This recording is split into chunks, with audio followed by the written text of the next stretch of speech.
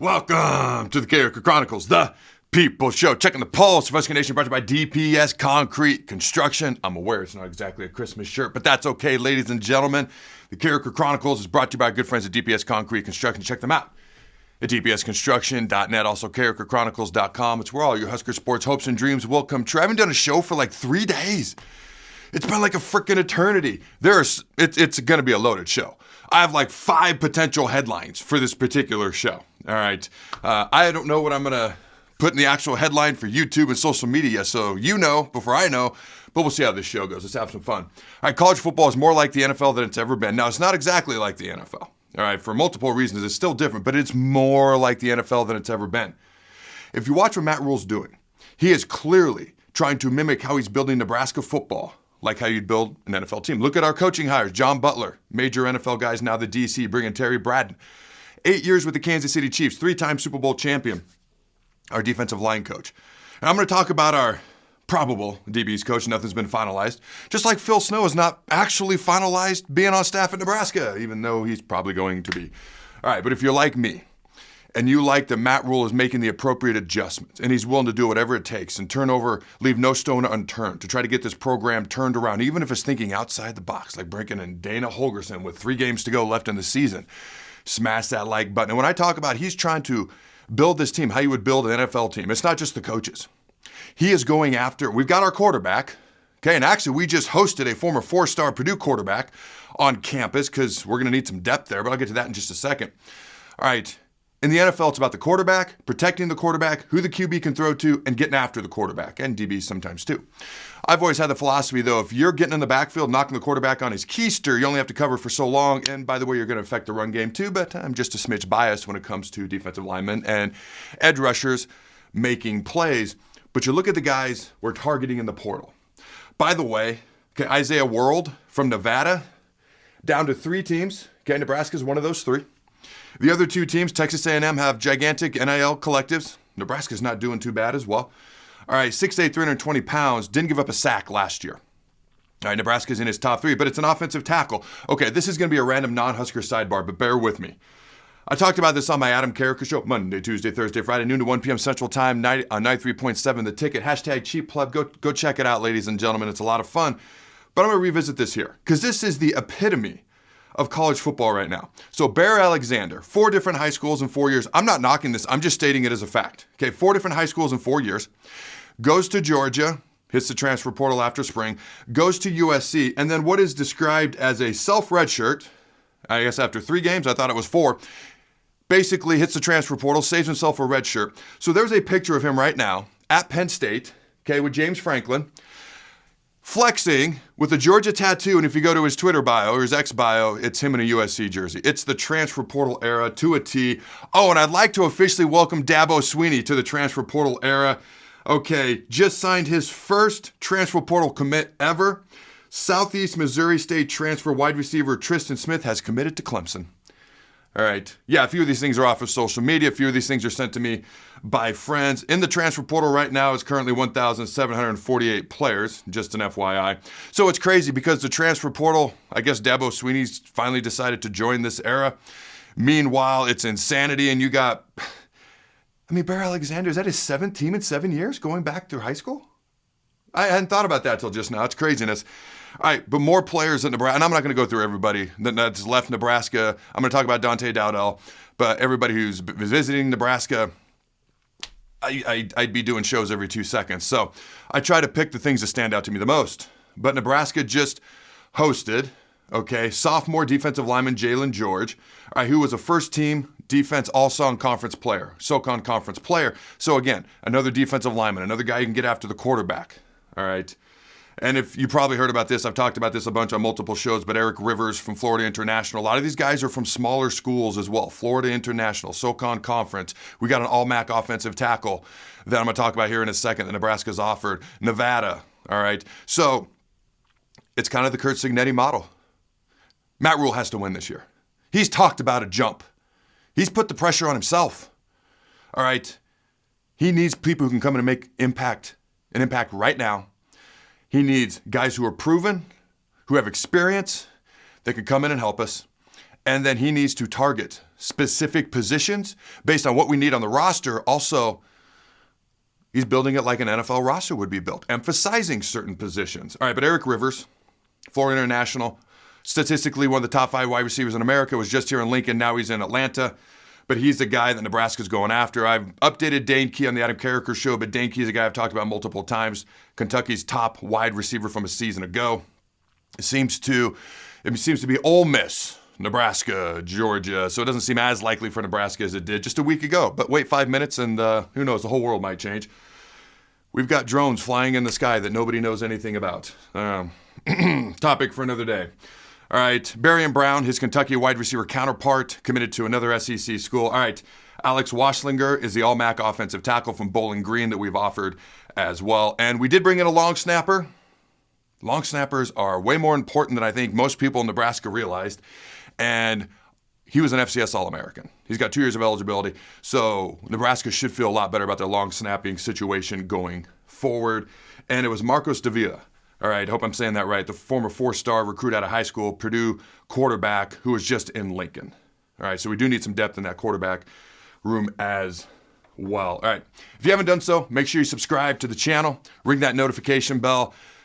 You never know when a show is going to pop up right now, especially in December. I'm going to try to get on a more normal, regular schedule somewhat in January, but college football is year-round. The insanity is year-round. The transfer portal might close December 28th. That just means you have to enter by December 28th. That doesn't mean you have to be at your next school by December 28th. You could go to your next school Valentine's Day, St. Patrick's Day, July frickin' 4th. You could go to your school, then go into the new transfer portal cycle in the spring. The news never ends, ladies and gentlemen. Also, I've been doing a ton of shorts, okay? Whether it be on TikTok, whether it be on Instagram and YouTube, where I'm talking all Husker sports. This is an all Husker sports show, ladies and gentlemen. Obviously, I played football. But it's an all-Husker sports show. My life growing up was football, basketball, baseball, weightlifting. And maybe I'll dive into that more in the off-season, but that was my life. That's what I root for. Volleyball's become a big thing in my house because of my kids. Soccer's become a big thing in my house because of my kids.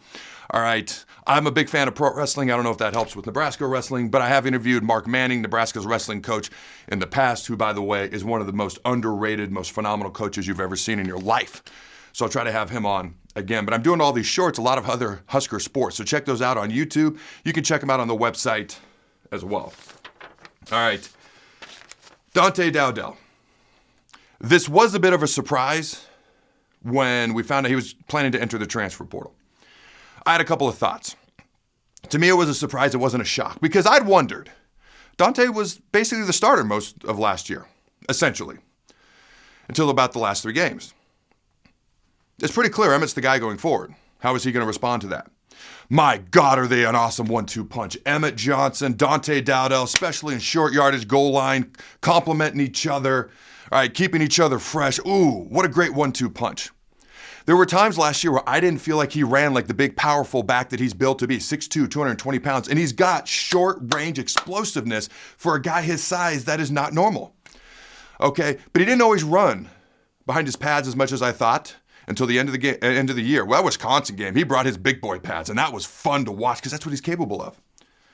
But I never quite understood why he kept starting game after game after game. I've talked about that with Emmett Johnson. All right, remember, he came here because he was at best third in Oregon's running back room. That's a loaded running back room, but they had at least 2 guys that were going to play in front of him, so he comes here, which was another reason I wasn't sure. Okay, so he would have been third there, and he's just automatically, I don't want to say automatically starts here, but was starting a bunch of games here. And I know there's been a bunch of whole hoopla about all of this. My point is simply this. The best players got to play, and you got to earn it, at least to a degree, even in this transfer portal era. And this is going to be his 3rd school in 3 years if he doesn't come back to Nebraska, which he might. And I'd be happy to have him back. Again, they're a great 1-2 punch, him and Emmett. And then you got Quentin Ives, and you got some freshmen coming up that are going to be exciting to watch. If he stays in the portal, goes somewhere else, which seems likely, we need to bring in another running back with some experience. Not that we don't have guys on the roster, but we need some more experienced running backs. I don't think that's a question. Sometimes I wonder if guys like to compete. You're not going to play a ton right away at Oregon. You come here. Emmett Johnson is now very real competition, maybe the lead back, entering the transfer portal. Sometimes I question if guys like to compete. I don't know. I'm just going to leave it at that. All right, new DBs coach, Addison Williams. Now not officially our new DBs coach, anticipated, expected. It's not a 100% done deal. Again, just wait 5 minutes and we might have 3 new DBs coaches. I don't know, but this is what's expected. It's what's anticipated. Now, if indeed this does come to fruition, it's a legit good hire. It's not, I want to be excited about this guy hire. It's a legit good hire. All right, Marcus Satterfield, when he was hired, I didn't say much because I wanted to learn more, okay? With this guy, you see his resume, and when you see his resume, you get excited, okay? This is a guy who's been a defensive coordinator 3 different times, I might add. All right, UCF, he was their defensive coordinator last year, Auburn, and another place right before that. All right, he played DB for 3 seasons at South Carolina, and earned all-state honors in high school football in the state of Georgia. All right, Addison Williams was in his 3rd season at UCF last year. Saw his first year as the Knights defensive coordinator in 2023. Featured one of the most productive secondaries in the entire Big 12 conference. Okay, they led the conference, which, by the way, in the Big 12, they throw the ball. They throw the ball more in the Big 10, more than the Big 10. Probably more than the SEC, really. All right, the Big 12 is where the ball is thrown the most. It used to be the Big 12 and Pac-10, Pac-12, which doesn't exist anymore. It's now the Big 12 is where the ball is thrown the most. The ACC is up there as well, some of the G5 conferences. But of the Power 4, we're going to pretend there's 4 power conferences because it's really a Power 2, the next 2, and everybody else. The ball's thrown more in the Big 12 than probably any other conference. But the Knights allowed the fewest passing yards in the Big 12 a season ago at 196 yards per game, ranked 3rd in the league in team pass efficiency at 120.32. The Knights permitted only 12 opponent touchdown passes, the fewest allowed since 2001. UCF in 2021, he was their secondaries coach, ranked 7th nationally in pass efficiency defense, an improvement of 97 spots in the NCAA statistical rankings as the Knights closed the year with 6 victories that season in their final 7 assignments to finish 9-4. He's got a lot of experience. He's known as a great recruiter and obvious ties to Florida. All right, ladies and gentlemen, I want to give a shout out to our sponsors, DPS Concrete Construction. Check them out at dbsconstruction.net. They are your local concrete experts, retaining wall experts. If you need concrete work done, if you need sidewalks repaired, whatever concrete work you need done, driveway, road work, things of that nature, retaining wall work, there legit is nobody better than Jason Armstrong, his crew. If this is the type of work you do, go to dpsconstruction.net, also bonzelpool.com. Check them out at bonzelpool.com.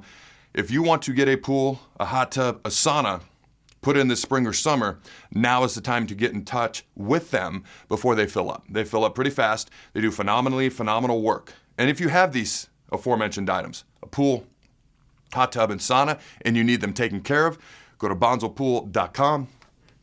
You can also go into the store in Lincoln, ask for Jeff, and tell him that Adam sent you. All right. A couple of positive things real quick. Actually, 3 real positive things. And I mentioned this on my social media, but it's worth mentioning again. Dylan RAIOLA. Okay, yes, there was a lot of things going on not long ago, but the dude has been peer recruiting since the day he got here. How many times have you seen a recruit mention him in a tweet? How many times? Like even when Dante Dowell committed last January, it was Dylan, it was Coach RHULE that welcomed him into the building that day. It was Dylan that was sitting there with the Nebraska boombox or whatever as Dante was jumping over him. Okay, and I know he's in the portal now, but like Dylan has been recruiting since the day he got here.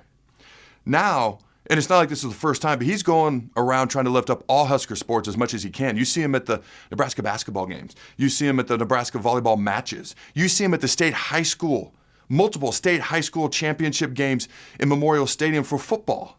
All right, and I put this out on social media. But we need some positivity. And I just wanted to highlight a guy that's doing everything he can to lift up Husker football and all Husker sports. I also want to give a shout out to a guy like Ramir Johnson. I want some positivity out there.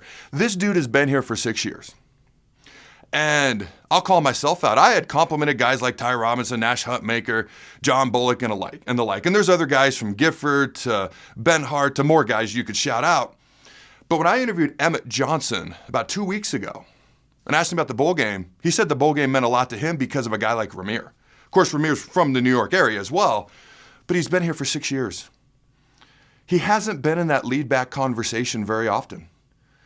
And I remember About 3 or 4 years ago, he started a game and he did really well. I've always thought he had really good ability. Obviously, he got hurt this past year. And then there was like 4 different guys trying to get a lot of playing time this past year in that running back room. It was interesting because it was like a loaded room, yet we never had a clear RB1. But actually, we did. I digress. Yet you don't hear a peep. You don't hear a word. He just keeps showing up. And he seems like the nicest guy ever, and his teammates love him. So I wanted to give him a shout out. Been here for 6 years and never once gone anywhere. I wanted to give him a shout out. All right. Nebraska volleyball, the Final Four. All 4 number 1 seeds make it. It's an all ACC, all Big Ten Final Four. Louisville, Danny Busboom, former Husker, former John Cook assistant coach and player, national championship winner, leading Louisville to the Final Four in Louisville. The pressure was immense for them to get there. You could see the relief on her face. Tears to get to play the Final Four in Louisville. Their 3rd Final Four in 4 years under Danny Busboom as their head coach. Pitt, they're going to play Pitt, who's been pretty much number 1 most of the year. It's been Pitt number 1, Nebraska number 2 most of the year. And I've talked several times about Nebraska's brutal schedule. They beat 7 of the top 10 teams. They played 9 of the top 12, et cetera, et cetera. Multiple times, I might add. Not just once, but multiple times. Okay. They played a brutal schedule too, and regardless of who wins that, I'm going to get to Nebraska Penn State in a second. It's like a movie script matchup because either you got the team who's been number 1 versus if Nebraska beats Penn State number 2 all year, or you got Danny Busboom playing her alma mater and team she used to help coach and won a national title for in Nebraska. Now, Nebraska Penn State, the co-Big Ten champs. The co-Big Ten champs. We're deciding the Big Ten championship and who's going to play in the national championship in the Final Four. Again, it's like a movie script. Not going to be easy. I mean, Penn State, they're legit. You go back over time and you look at accolades over decades, Penn State has more accolades than any other volleyball school in the country. All right, Nebraska's playing in their 18th Final Four as a program, John Cook's 12th, going for their 6th national title as a program, John Cook's 5th, and there's a whole plethora of other things I can mention out there from conference championships to overall wins and winning percentage and things of that nature, especially under John Cook. 2 of the most storied programs of all time, co-Big Ten champs, duking it out, and it's movie scripts everywhere you look. I also want to give a shout out to Creighton, and I mentioned this on the Adam Carriker show as well. But they only had 3 losses this year. All 3 losses were in 5 sets, went down to the wire.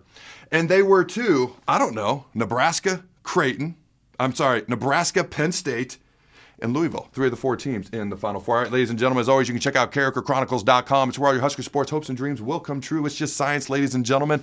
Again, check out those shorts that I've been putting out on YouTube. You can also go to CarrikerChronicles.com. I think it's like Adam's shows. If you click it, you'll see like Carriker Chronicles, Adam Carriker Show in shorts. You can see all the shorts I've done since last summer. They're all under a minute, and some are like 15 seconds. All right, again, CarrikerChronicles.com. Here are my 3 questions for you fine folks at home. Number 1. On the football side of things, what's the position Nebraska needs to address the most? And you can list more than one, but rank them if you do that, or you can just list one. Number 2, what's something positive? Here's something I got that's positive. Bryce Williams, 30.6 rebounds, 5 assists as Nebraska bounces back to beat Indiana a few days ago. Big Ten Player of the Week. Shout out. Harper Murray, all right, was the MVP of the regional tournament as well. There's some positive things. Share something positive with me about Husker sports. Also, what's your favorite Christmas movie of all time? I kind of like the Christmas Chronicles. Wonder why. Go Big Red. And always remember to wear a 4th of July shirt in holiday season to throw the boat.